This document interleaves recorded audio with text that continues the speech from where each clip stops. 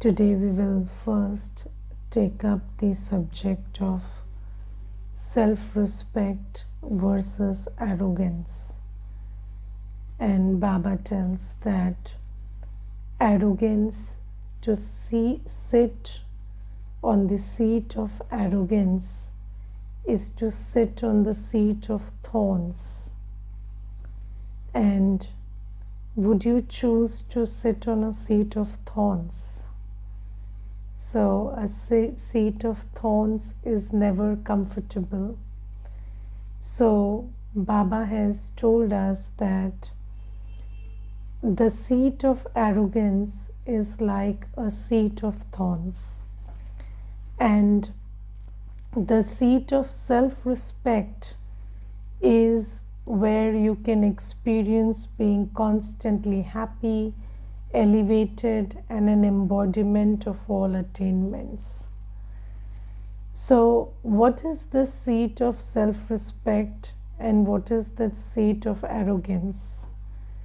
So when Baba says that sitting on the seat of arrogance, it means that you are laying the foundation of your worthiness on what you have and what you do. So you feel worthy because of what you have and what you do in this physical world. So every soul has, body, possessions, things, relationships, labels, titles. So if you position your sense of self-worth on these factors, then it is called arrogance. And the word arrogance means, it doesn't have that much of clarity when we use this word in the world, because only when somebody flaunts whatever they have, then we say he's arrogant or she's arrogant. But Baba says, even if you don't flaunt it, but if the foundation of your sense of self-worth, so every soul needs a sense of self-worth. I need to feel worthy. I need to feel I am valuable or I matter. And where does that sense of self-worth come from? So usually it comes from that I have a great body, I'm beautiful, or I can work, or I can do things, or I have this skill, this specialization, or I'm educated, or I'm qualified, or I have so much of possessions and money, or I have great contacts, or this is how we determine our self-worth in the world. So mostly the sense of worthiness is kind of a cumulative total of whatever you possess in the external world. And Baba says that is like, if you position your sense of self-worth in that manner, which Baba defines as arrogance, then you are like sitting on a seat of thorns. And when you sit on a seat of thorns, then those thorns will constantly prick you. Yes, so similarly, any soul who is sitting on the seat of arrogance will constantly feel insulted or constantly feel a sense of loss or constantly feel disrespected whenever somebody is not holding them in a high and mighty position and behaving them with an expected behavior which you think you are entitled to because of your attainments and your position. So that seat of arrogance is a very vulnerable seat. Let's take for example that I feel that I'm the boss, and because I'm the boss, that is my achievement, and I matter, and I'm great because I'm the boss. But do you know that because I'm the boss and I think that there are 200 employees who are working for me, then those 200 employees, each one has the power to make me feel insulted. Because if one of them doesn't behave well with me, or one of them doesn't say good morning or namaste to me, then I can feel very insulted. So if you have 200 employees, then you have 200 possibilities of feeling insulted every day. But Baba says it's not like you don't have to be in a position or something or give up that.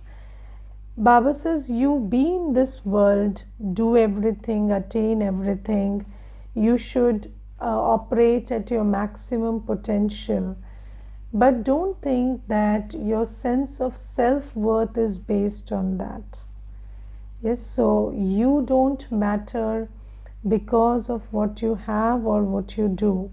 You matter even if that's a different combination, or even if something is replaced by something, or even if everything is taken away, you will still matter. And Baba says that sense that I matter despite everything, that is what Baba calls self-respect. And who is that I who matters despite everything? So the one who matters despite everything is your spiritual sense, it's in the sense that you are a soul. And why are you a worthy soul? Because every soul is special, virtuous, and master almighty. So Baba says there are 3 things which every soul has. So as a soul, it is not possible that I have no specialities. So I definitely have my specialities as a soul. I may not be very good at what I do, but I am a being of light, purity, peace, love, and even that sense of being is my speciality. And you can do a lot, you can even learn, and you can do whatever you want if you have that base. So Baba says even if you don't know how to do something, if you know how to be, that's special enough. And if you are a powerful being seated in your self-respect, then you can learn and do anything you want. So even if I don't know how to do anything today, I can learn and do it. So Baba says that spiritual self that I am is full of specialities. So I have so many qualities as a soul. I have diligence, I have dedication, I have honesty. So these specialities are my treasures. And even if maybe, per se, I cannot find any value in this world for these specialities, but with these specialities, in any circumstance and any environment, I can make myself productive and learn things. So this is my speciality as a soul. And the second thing is I am full of virtues. So I have qualities which are very important, and also with specialities, every soul has some or the other skills also. Yes, maybe I'm as a soul, I'm capable of many things. Maybe I have great concentration, I have great elocution, I have great analytical ability. All of these things are my internal specialities, the specialities that are there in my man, buddhi, sanskar. And then Baba says I have virtues, which are the 7 qualities, and then I'm full of powers. which Baba has given us. So Baba says that at any moment, what should determine your sense of self-worth is this spiritual self, which is full of specialities, virtues, and powers. And I'm Master Almighty. So whatever the Almighty has, because I'm His child, I also have those powers. Now the thing is, it is very difficult to determine if you don't honestly check whether my sense of self-worth comes from arrogance or it comes from my spiritual self-worth. So sometimes, when everything is okay, everything on the external or everything that is giving you that seat, your seat of arrogance is not shaky.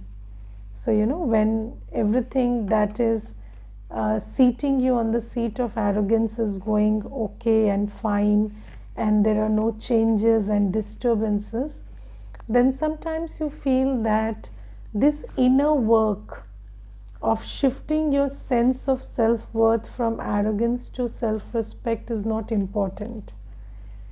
Yes, so I gave you an example of 200 employees being in a position to make you feel insulted. But what if none of them dares to do that today? And everybody is very well behaved with me, and they are all, saying sir, sir, and boss, boss, and going in rounds around me, and they are very careful of their behavior around me, and everybody is treating me with a lot of regard. So in that scene, it is very difficult to even visualize that one day this can change. And sometimes when you have everything, maybe the external attainments or people around you who are good to you, or health or beauty or anything, then at that time it becomes very difficult to think that this can change. And the most important the most important tool of Maya is you take the ever changing for granted. So these things are ever changing. You see them changing in and around you so abruptly, but then you still take them for granted and you think that they can never change. But the thing is, they change suddenly, and everything that you are founding your sense of self-worth on can change suddenly. And I will share one story with you. When I started doing seva, I'm talking about some 10 years back, and so there was this lady who had come, and there were a group of matas, and they kind of persuaded that lady to come, motivated her to come to the center, and she was unwilling, and it took around 1 month for them to bring her to the center. And she was in acute depression and she couldn't talk. And when she came to the center, she just sat there, not talking, not sharing anything. And I told her that it's okay, and if you don't feel like sharing today, it's okay. You can just be here and just be in Baba's home, and whatever you feel, you may share, may not share. It's a good time. So then, slowly, gradually, she sat for half an hour, and then she started talking. And she had been in depression for so long and not talked to anyone. And when she started talking, she told me that my husband was the governor of a state, and we had a great life, and everything was just perfect. She said that there was no problem at all, because every day was like a party, and people were so good to us, and everything was the way anybody could ever imagine. And then my sons, they were like the best sons in the world, and they also treated us with a lot of love and regard, and everything was fine, and we lived in a house which was like a palace. And then suddenly my husband died. He had a heart attack and he died, and within minutes everything changed. She said that even my sons did not care to take care of me, and they also, and within 2 days I was shifted to a very small house. And in that house, so in the previous house there was so much of, people coming in. It was big, and there was a way of life, and suddenly I had nothing to do. I was in a small place, and there were no facilities, and nobody cared for me. And she said that I couldn't deal with that, and I'm still in shock. I don't know, after so many days I'm sharing this, but I'm still in great shock. So you look at the and this is one of my first experiences when I felt that, because we also learn while we are on this journey. So obviously, I had the knowledge that there is self-respect and there is arrogance, and we shouldn't found our life on arrogance. It has to shift. But maybe even I had not done that inner work until then, because when things are okay, you feel that how is it going to change suddenly? You cannot even foresee that change. But that was one of my first experiences which gave me a very deep realization that actually everything is so vulnerable. And it is not a good idea to run away from anything, because it is there until it's there, and then we have to play our part. But internally, you have to do this deep inner work of practicing that I'm a soul, and my asset is my virtue, my inner specialities, and my powers. And my relationship with Baba is what matters. So you have to practice this so deeply that it sits in my heart that this is what is important. And everything else is there, and good that it's there. We bless it to grow, but we know that it is ever changing. So this deep inner work has to be done while everything is okay, because when things change suddenly, and we are not powerful enough to deal with it, then that change can shatter us. But if we are holding on to the strong foundation inside, then even if there is a big storm outside, you can deal with it and you can make it good, because again, even if there is a storm outside, then you have to, after the storm passes, you have to again get to work and again bring it to, the proper state. So Baba says, you have to found your sense of worthiness on self-respect and not on arrogance. And if you are founding it on arrogance and external attainments and achievements, and it is a very internal thing, nobody else can tell you whether you are in self-respect or arrogance. And sometimes, people will say that this person is very humble, but even, external humility. So maybe I'm very polite to the other, or maybe I say sorry and please and in the right places, but that doesn't mean that I am not founding my sense of self-worth on arrogance. And if you're doing that, then you're very, very vulnerable.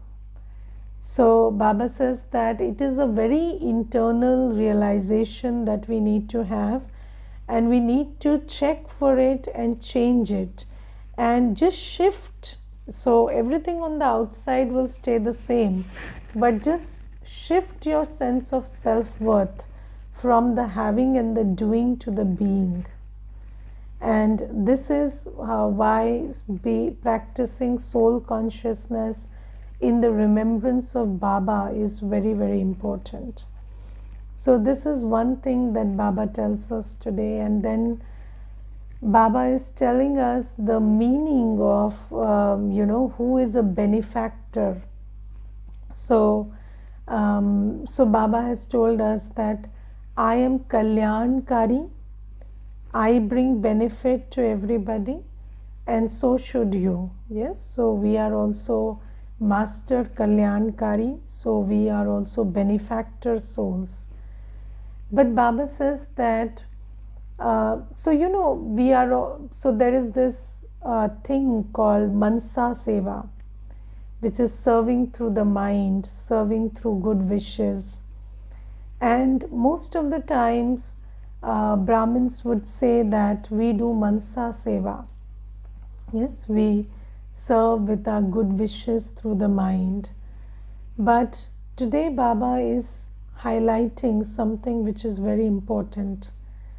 Baba says that if you have not forgiven everyone, so if you have not forgiven all souls, if you are holding somebody's karma, something that somebody did and you had taken hurt, and you are holding that inside, then your heart cannot absorb Baba's love.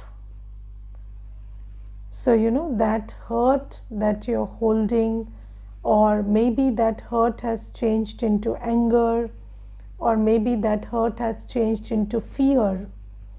So do you know that when you take sorrow, when you take hurt, then that hurt sometimes stays in our heart as hurt, and if you just allow it to stay longer, it changes into anger.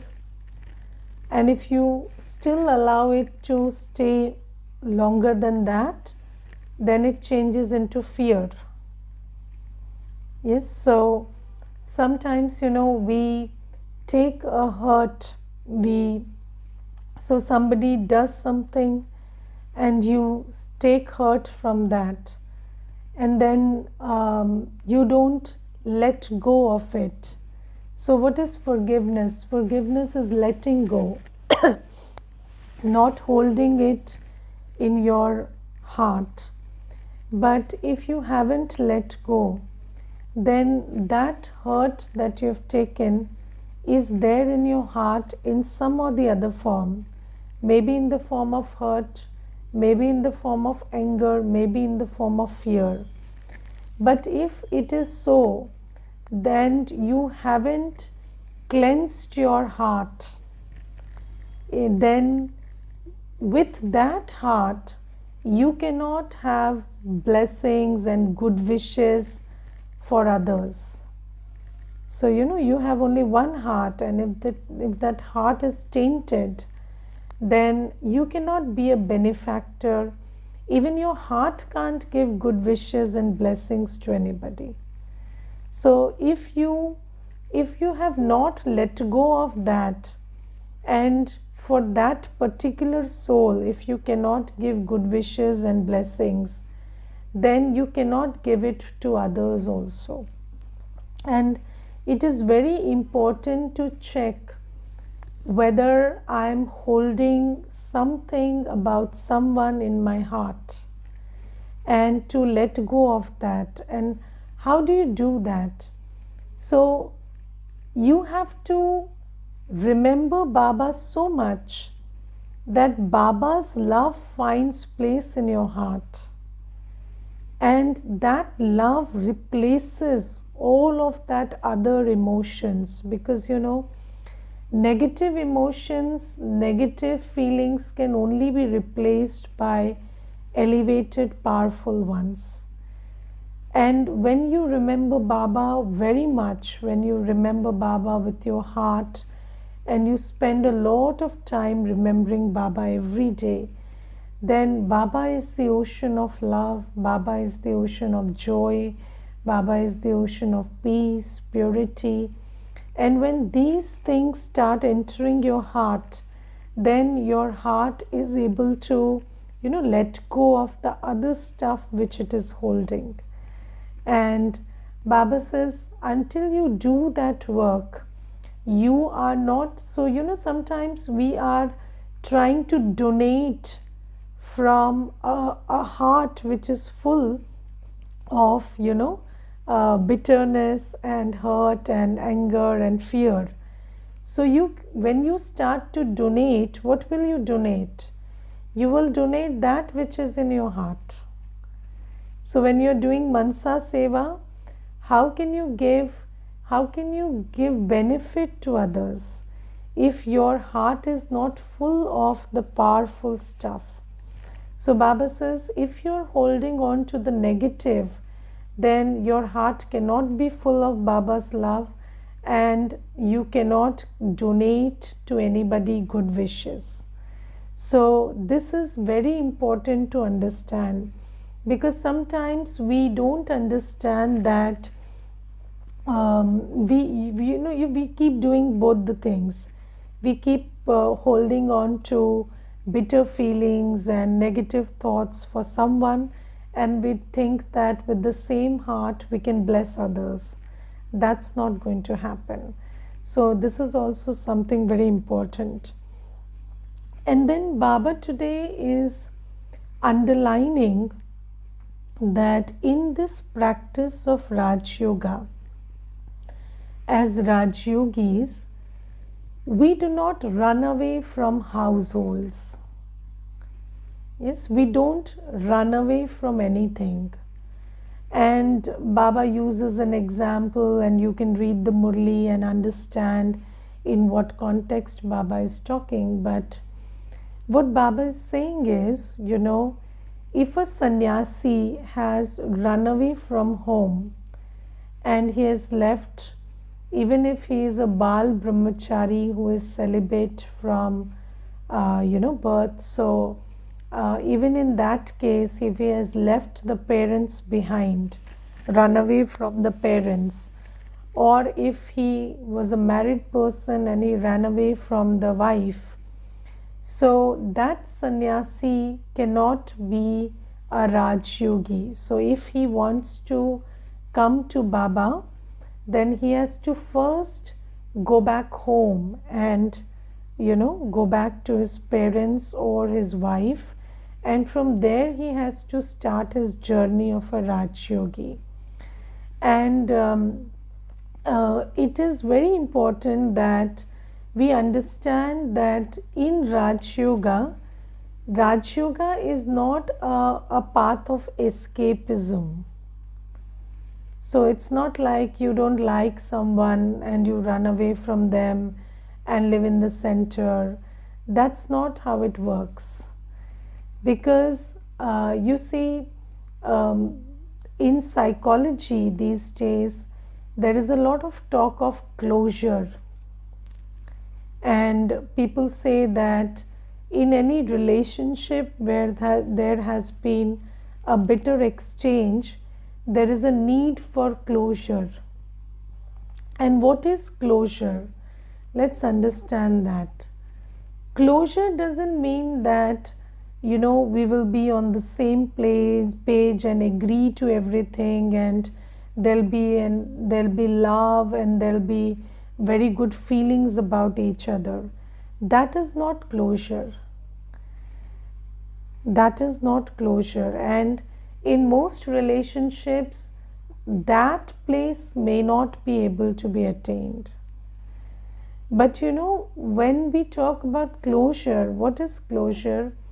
So, one thing is, when I as a Brahmin want closure, I have to take it from my sustenance from Baba, right? So, when I want a closure, I have to fill my heart with love from Baba and stop my emotional fluctuation. So, if I have expectations from somebody, I am pining for somebody's love, I have not received attention, and I am very hurt because of that. So, all that, if you go and beg and cry and do anything before that person, that's not going to give you peace and closure. So, for your own well being, you have to understand the Gyan and remember Baba and fill your heart with Baba's knowledge, virtues, and powers, and come to a place of emotional well being. So, that is something that you have to do for yourself. But what about the other soul? So, sometimes you ran away and you took Baba's support and you took all the strength and sustenance from Baba, and you are in a place where you are okay. Yes, so you're pretty okay. But that doesn't mean that the karmic settlement is over. Maybe so in many cases what happens is you did your inner work and you're fine, but the other soul is very agitated and they are struggling with their emotions because you ran away. You did not give them an opportunity to vent out. You did not stay there. You were not there. So, when you want to finish the karmic account, even if you took some time to get to your sanity and get to a place where you are okay within yourself and your wounds are healed and you are now in a good place, then what you need to do is you give that soul an opportunity to vent out, and you are strong enough to handle that. And even if the soul has certain complaints, or they want to shout at you, they want to cry, they want to do whatever they want to do, or there is something that really needs to be done in that case. For example, there are old and ailing parents and they are very unhappy with the fact that you abandoned them and you are not taking care of their physical needs. So, one thing you have to be clear is you cannot make someone happy. So, giving someone happiness, that you cannot do, but be available. So, when you are available and when you know that when somebody needs something badly physically, like they need medical care, they need attention, physical attention, then that has to be given. So that is a karmic responsibility you have to take care. And then there are other stuff like just being available so that they can speak whatever they want.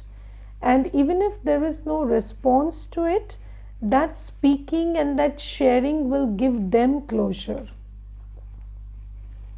Yes, so they are able to tell you, they are able to, even if they want to blame you for something, you just maintain a benevolent attitude and you are able to listen to them. That's important. And Baba says, running away will not help. And on this path, you cannot run away and not have closure. Because if that closure has not happened, then that soul will keep pulling you. That soul will keep thinking about you and sending vibrations to you. Now, in this whole context, I want to give you a cautionary note also. because you have to make a distinction between the other soul's need and expectation. Yes, so there are some things which are called needs. So, medical attention is a need. Yes, somebody is not well, so medical attention is a need, food is a need, basic clothing is a need. But if a person is expecting, there are sometimes, even in the case of parents and children, if a child is on the path of, seva and belonging to Baba, and the parent is expecting that I have, this child should give me 30,000-40,000 a month, whereas their need is just 5,000 a month, or they just need 10,000 a month, but they are expecting that you give 30,000-40,000 a month. So that's not your duty. So fulfilling their need. So if a soul is there is a relationship and that soul is really needy, so there is a need for basic clothing, food, medicines, that's a need, and you have to take care of the need if you can. But fulfilling somebody's expectation is creation of a new account rather than settling of an old one. So if you are not very careful, what you would do is, instead of settling the old account, because you are body conscious and you are in attachment, you might even start creating a new account by falling into the trap of their expectations. So you need closure. And then the second thing is, you can also fall into this trap if you start thinking that making someone happy is your duty. No. If somebody is complaining a lot, listening to that complaint and being compassionate is your duty. Yes, and there will be a point where you know that this much of listening was important and enough, and listening further is also not necessary. Yes, so if you have never given somebody an opportunity, giving them an opportunity to talk to you and tell you whatever they think is important, but prolonging that and then going into guilt and then thinking that I should make them happy and they should give me a certificate that I'm good, up to that if you take it, then it is your attachment and your vice has started working, and instead of settling an old account, you are creating a new one. So we have to be very clear about where are the lines, because if you don't do it right, then you might end up damaging the situation more than settling it. So when Baba says it is time for settlement needs a lot of accuracy and wisdom. And if you're doing it from an emotional place, then that emotional place can even make you increase the karmic account rather than settle it. Okay, so identify the needs, identify your responsibilities. Do not go into the trap of their expectations or their, what they think are their needs. Don't go into that trap. Very knowledgefully you have to gauge, what is it that you need to do in this case. Okay, Om Shanti.